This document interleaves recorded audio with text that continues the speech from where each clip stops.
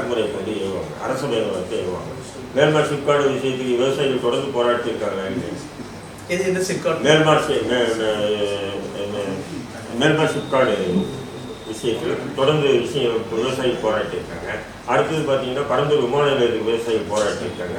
அப்போ அந்த போராட்டத்தை எல்லாம் திமுக ஒடுக்காமல் என்ன பண்ணுது, நீங்கள் போய் நீங்கள் கலந்துங்க, பரந்தூர் விமான நிலைய போராட்டத்தில் போய் நீங்கள் கலந்துக்கிட்டு நாளைக்கு நீங்கள் கைது செய்ய முடியும். மேல்மார் சிப்காடு விஷயத்தை நீங்கள் போய் கலந்துக்கிட்டீங்கன்னா கைது செய்ய முடியும். அப்போ இது எவ்வளோ பெரிய அரசு பயங்கரம். நான் சொல்கிறேன், அதிமுக ஆட்சி நடக்கும்போது தூத்துக்குடி ஸ்டெர்லைட்டுக்காக போராடும் போது எத்தனை சமூக செயல்பாட்டை உங்களை மாதிரி என்ன யாருமே போய் கலந்துக்கிட்டோம். நம்முடைய கண்டன குரல்களை அங்கே பண்ணி வச்சிருக்காங்க இல்லையா. தமிழ்நாடு முழுக்க இருக்கக்கூடிய சமூக செயல்பாட்டெல்லாம் அங்கே போய் கலந்துக்கிட்டு கண்டன பதிவுகளை பண்ணிட்டு வந்தாங்க.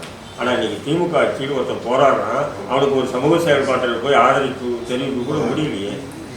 ஏன் அப்போ அரசு பயங்கரவாதத்தை யார் ஏவுறா, பாசிச பயங்கரவாதத்தை யார் ஏவுறா, திமுகவா அதிமுகவா? இப்படிதான் நீங்க பார்க்கணும்.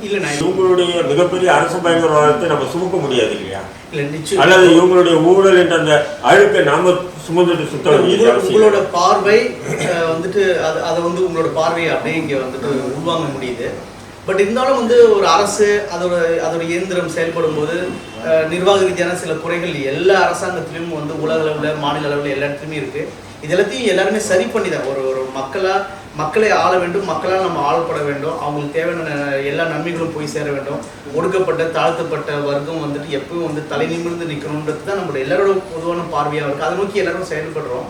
சில நேரங்களில் சில தவறுகள் நடக்கும்போதும் திமுக அரசாங்கம் தவறுகளை கூட வந்து உடனே தவறு என்று ஏற்றுக்கொள்ளக்கூடிய மனப்பான்மையில் இருப்பாங்கன்ற ஒரு நம்பிக்கை இருக்கு. இப்போ வந்து நீங்க சொன்னீங்க இப்போ விஜயோட இன்றைய பேச்சில் கூட விஜய் வந்துட்டு அவர் பி டீமா பிஜேபியோட பி டீமா இல்லையான்னு நமக்கு தெரியாது. ஆனால் அவரோட பேச்சு, அவரோட அவர் பின்னாடி என்ன சித்தாந்தம் இருக்கு, அவருக்கு வந்து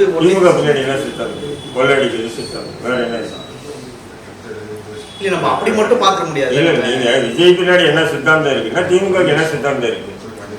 இல்ல சித்தாந்தம்னா அவங்களுக்குன்னு ஒரு பாரம்பரியமான விஷயங்கள் என்ன இருக்கு சொல்லுங்க. சமூக நீதி இருக்கு, என்ன சமூக நீதி, எங்க சமூக நீதி, சமத்துவம் இருக்கு. ஏங்க